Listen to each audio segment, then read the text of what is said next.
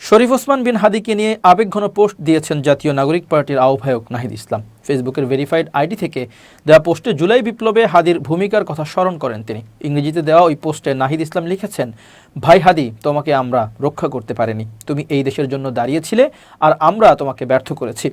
জুলাইয়ের জন্য মর্যাদা ও ন্যায় বিচারের জন্য তুমি নিজের জীবন ঝুঁকিতে ফেলেছিলে। তিনি লেখেন, আর আমরা জুলাই প্রজন্মকে এক করতে পারিনি। সেই তরুণরা যারা ছিল সাহসী, ক্ষুব্ধ এবং আশাবাদী, তারা একটি ন্যায়ভিত্তিক রাষ্ট্র চেয়েছিল।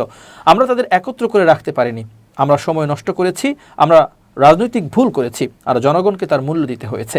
এনসিপির আহ্বায়ক আরও লেখেন, জুলাইয়ে আমাদের ভাই বোনদের হত্যা করা হয়েছিল। ক্ষমতা, দল কিংবা পদপদবীর জন্য তারা মারা যায়নি। তারা নিহত হয়েছিল কারণ তারা ফ্যাসিবাদকে চ্যালেঞ্জ করেছিল এবং বিশ্বাস করেছিল বাংলাদেশ ভিন্ন হতে পারে। আমরা জুলাইকে ত্যাগ করব না।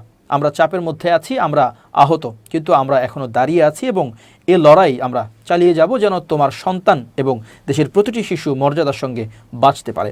স্ট্যাটাসে নাহিদ আরও লিখেছেন, আমরা আমাদের ব্যর্থতার দায় স্বীকার করছি। আমরা স্বীকার করছি যে গত 1.5 বছরে ইতিহাস আমাদের উপর যে দায়িত্ব দিয়েছিল তা আমরা পালন করতে পারিনি, কিন্তু পিছু হটা আমাদের বিকল্প নয়। ওসমান হাদির কথা উল্লেখ করে স্ট্যাটাসে তিনি আরও লিখেছেন, যেমনটা তুমি বলেছিলে, আমরা আমাদের শত্রুর প্রতিও ন্যায় বিচার চর্চা করব, কিন্তু কোনোভাবেই ফ্যাসিস্টদের জন্য ক্ষমা নেই।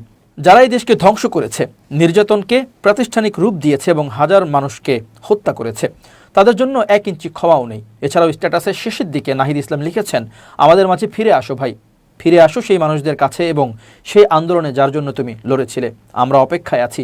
হয়তো আমরা জীবন হারাবো, কিন্তু আমরা জুলাইকে ত্যাগ করব না।